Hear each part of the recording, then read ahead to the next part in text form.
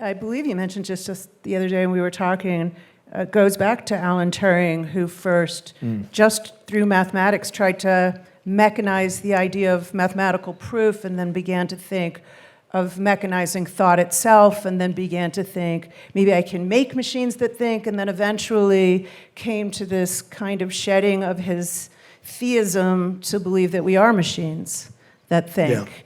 Yeah.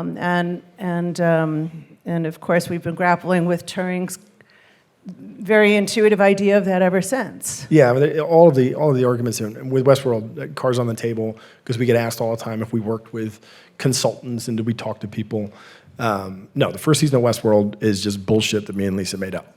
We read a lot of books, and there's this big argument about, is human consciousness, you sort of say Searle versus Dennett, or you can break it apart. We read a lot.